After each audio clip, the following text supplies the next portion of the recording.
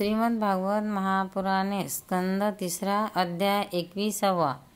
कर्दमाची तपश्चर्या आणि भगवंताचे वरदान.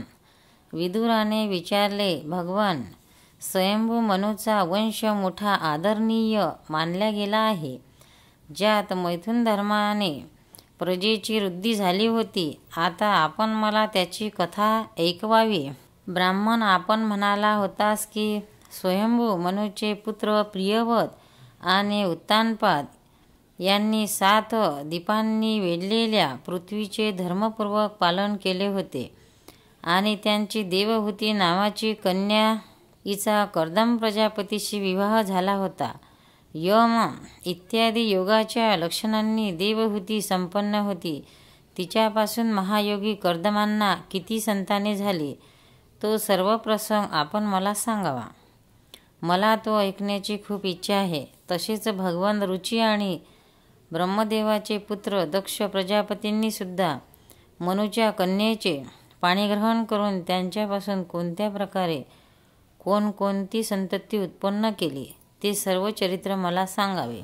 मैत्रेय म्हणाले, जेव्हा ब्रह्मदेवांनी भगवान कर्दमांना आज्ञा केली की तुम्ही प्रजोत्पत्ती करावी, तेव्हा त्यांनी 10,000 वर्षपर्यंत सरस्वती नदीच्या तीरावर तपश्चर्या केली. ते एकाग्र चित्ताने प्रेमपूर्वक पूजादी उपचारांनी शरणागत वरदायक श्रीहरीची आराधना करू लागले. हे विदुरा, तेव्हा सत्ययुगाच्या प्रारंभी कमलनयन भगवान श्रीहरींनी प्रसन्न होऊन आपल्या शब्दब्रह्ममय स्वरूपाचे मूर्तिमान होऊन त्यांना दर्शन दिले. भगवंताची ती भव्य मूर्ती सूर्याप्रमाणे तेजस्वी होती. त्यांनी गळ्यात पांढऱ्या आणि निळ्या कमळांची माळ धारण केली होती. त्यांचे मुखकमल काळ्या आणि सुंदर केसांच्या बटांनी सुशोभित दिसत होते. त्यांनी स्वच्छ वस्त्र परिधान केले होते.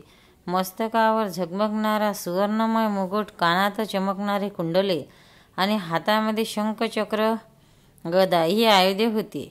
त्यांच्या एका हातात क्रीडेसाठी घेतलेले पांढरे कमळ शोभून दिसत होते. प्रभूचे मधुर हास्यमय मुखकमल चित्त आकर्षित करून घेत होते. त्यांनी आपले चरणकमल गरुडाच्या खांद्यावर ठेवले होते. वक्षस्थळावर श्रीलक्ष्मी आणि गळ्यामध्ये कौस्तुभमणी शोभत दिसत होता. प्रभूच्या या आकाशस्थित मनोहर मूर्तीचे दर्शन करून कर्दमांना फार आनंद झाला. त्यांच्या सर्व कामना पूर्ण झाल्यामुळे त्यांनी प्रसन्न हृदयाने पृथ्वीवर मस्तक टेकवून भगवंतांना साष्टांग नमस्कार केला आणि नंतर प्रेमाने मनपूर्वक हात जोडून सुमधुर वाणीने ते त्यांची स्तुती करू लागले. कर्दम म्हणाले, हे स्तुती करण्यायोग्य परमेश्वरा, आपण संपूर्ण सत्वगुणाचे निधी आहात. योगीजन उत्तरोत्तर शुभ योनीमध्ये जन्म घेऊन शेवटी योगस्थ झाल्यावर आपल्या ज्या दर्शनाची इच्छा करतात तेच आपले दर्शन आज आम्हाला झाल्याने आमचे नेत्र धन्य झाले. भवसागरातून पार होण्यासाठी आपले चरणकमल जहाज आहेत. असे असूनही ज्यांची बुद्धी आपल्या मायेने लोप पावली आहे तेच केवळ नरकामध्येही मिळणाऱ्या तुच्छ अधिक विषयासुखासाठी त्या चरणांचा आश्रय घेतात. परंतु स्वामी, आपण तर त्यांना ते विषयभोगही देतास. प्रभू, तसाच कामकलुषित हृदय असलेला मी सुद्धा माझ्या स्वभावाला अनुरूप आणि गृहस्थाश्रम पालन करण्यास सहाय्यक अशा कन्येशी विवाह व्हावा म्हणून आपल्या कल्पवृक्षाप्रमाणे सर्व कामना पुरवणाऱ्या चरणकमलांना शरण आलो आहे. सर्वेश्वरा, आपण सर्व लोकांचे अधिपती आहात.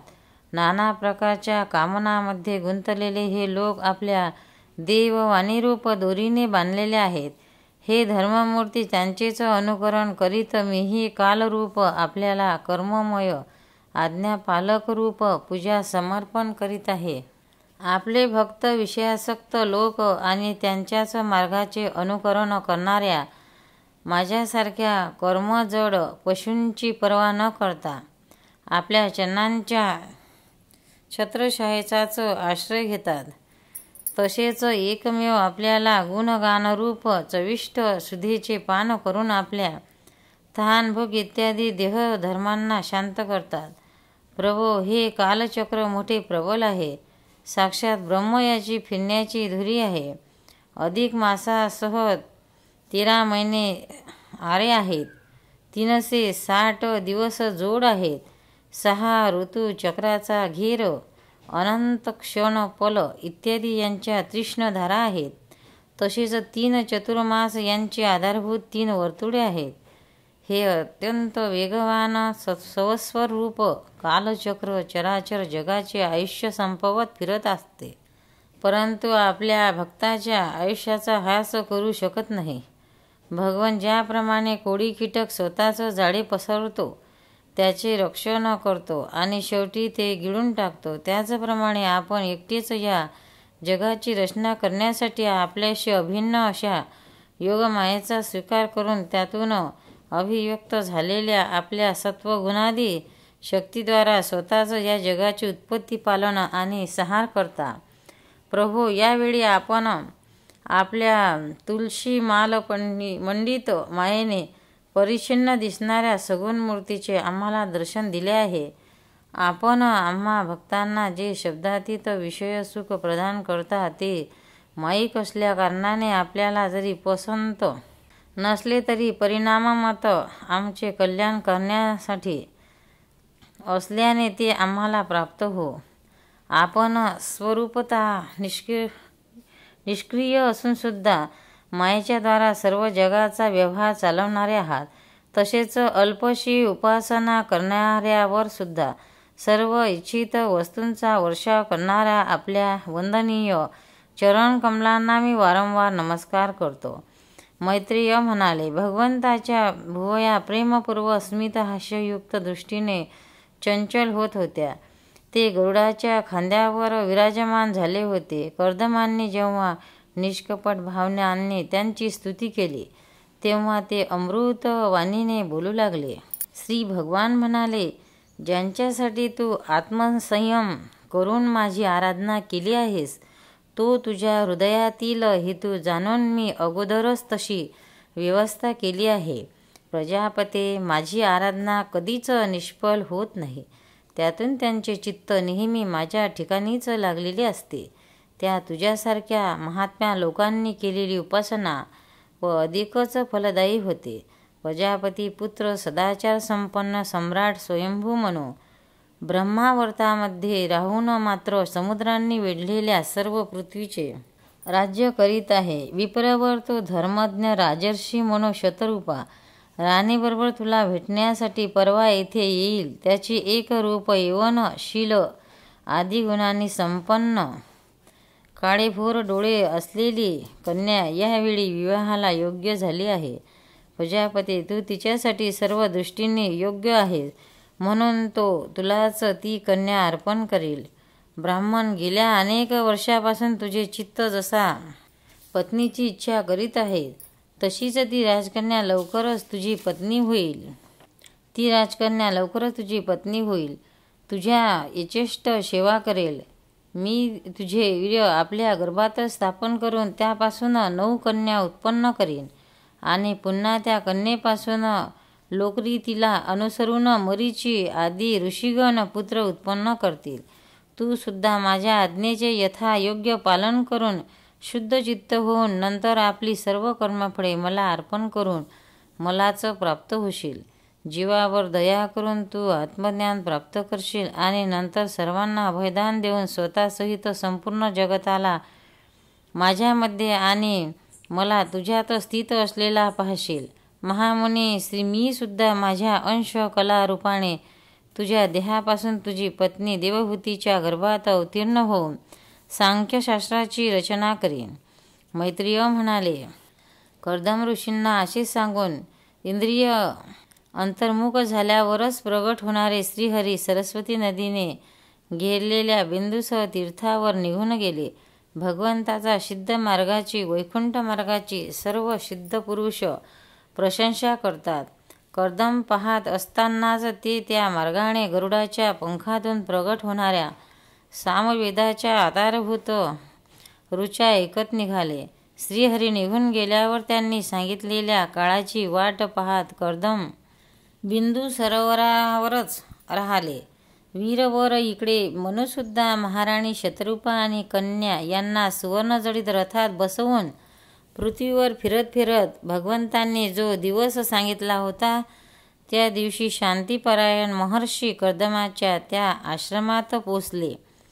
सरस्वतीच्या पाण्याने भिजलेले ते बिंदू सरोवर असे स्थान आहे की जेथे आपला शरणागत भक्त कर्दमाबद्दल उत्पन्न झालेल्या अत्यंत करुणेचं भगवंताच्या डोळ्यातून अश्रुबिंदू ओरघडले होते. हे फार पवित्र तीर्थ आहे. याचे पाणी कल्याणपद आणि अमृतासारखे मधुर आहे. तसेच महर्षीगण नेहमी यांचे सेवन करतात.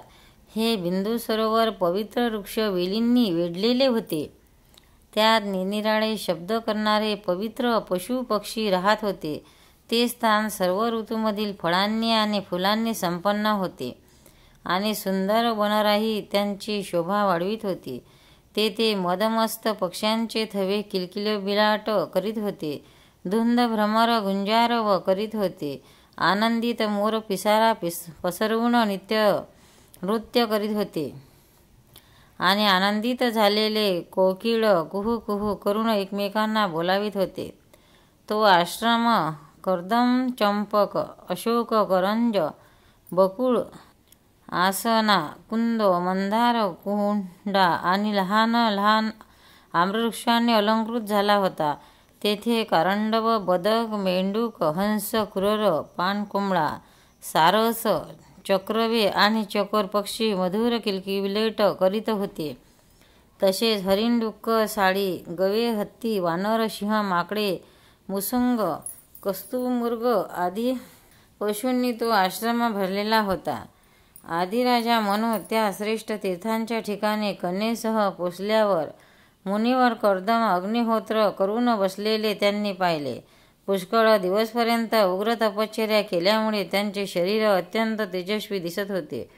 तसेच भगवंतांनी स्नेहपूर्ण नजरेने पाहिल्यामुळे आणि त्यांनी उच्चारलेल्या कर्णमुहूर्त रूप मधुर वचनांच्या श्रवणाने इतके दिवस तपश्चर्या करूनही ते विशेष दुर्बल दिसत नव्हते. ते उच्च होते आणि त्यांचे नेत्र कमलदलासारखे होते. डोक्यावर जटा शोभून दिसत होत्या आणि कमरेला वल्कल्ये होती. त्यांना जवळून पाहिले तर संस्कार न केलेल्या बहुमोल रत्नासारखा ते मलिन दिसत होते.